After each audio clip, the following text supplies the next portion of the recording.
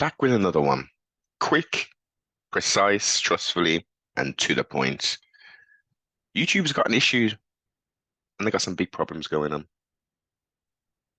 Small to large creators are constantly being hit with historical and new restrictions, age restrictions from strikes to take videos down, copywritten stuff.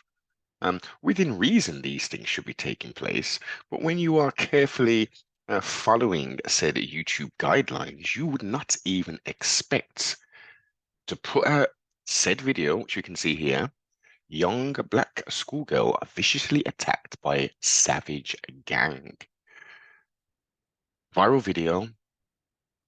You can even actually see the video of the attack on YouTube. How about that? This content didn't play any form of video at all, none whatsoever.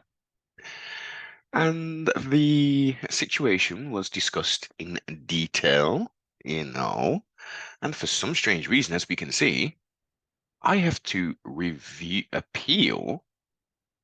I've got to appeal not to have it age restricted, as some of my other content has now been age restricted. It seems every other day I've got to write lengthy responses to YouTube because this is clearly AI. It's clearly AI, and if it's not clearly AI, there's a specific team of employees in YouTube who are shadow banning channels, who are throttling channels, who are not allowing channels to grow, even though said channels are indeed following the guidelines, which are changing on a yearly, sometimes 6 to 8 monthly basis. The goalposts are being constantly moved. Historical content on other channels, per se, 7+ years, all of a sudden, hate speech. And then you review the content and you're like, well, this is aimed specifically at Black people or original people, Afro-Americans, Afro-Caribbeans, Afro-British people. No foul language. Um, just a little bit of home truths of sorts and some solutions, but yet that's hate speech. Interesting, because there are some far right folk on the old YouTube purveying all kinds of filth. Huge subscribers, huge numbers of views, and they're able to flourish. It's very disheartening where on other platforms I have none of these issues. But on the main quote unquote platform, they seem to be picking and choosing what it do. So as we can see, it would appear again that AI or somebody within YouTube is targeting my content. There is no video of that attack even shown. A discussion is had around the difficulty navigating and producing content without constantly having issues with BoobTube, aka YouTube.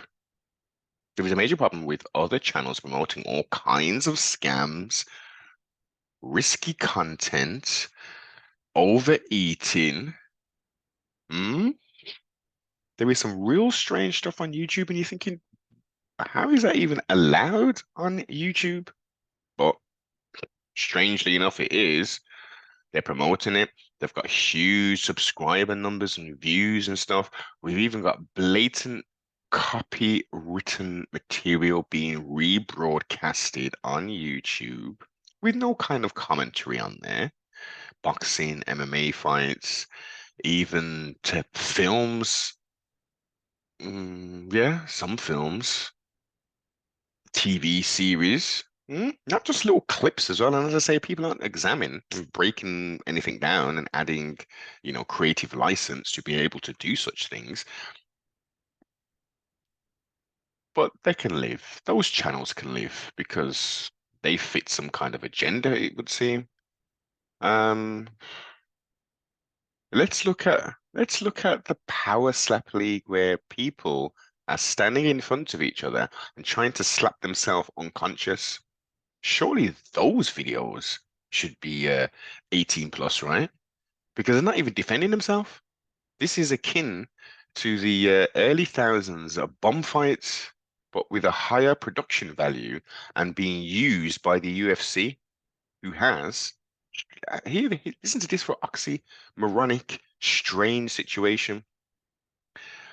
I indeed covered the Power Slap League, yeah, and gave my thoughts on this, you know, carnival show, should we call it?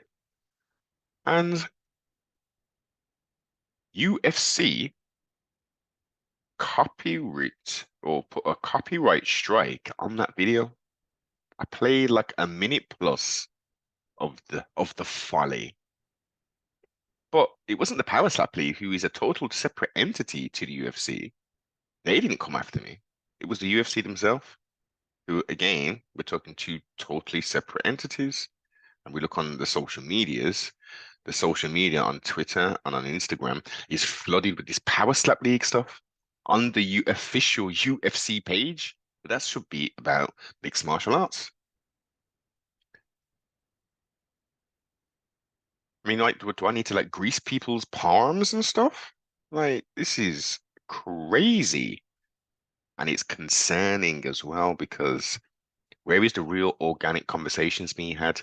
How are people actually finding those alternative views to what's being allowed to be purveyed on the internet?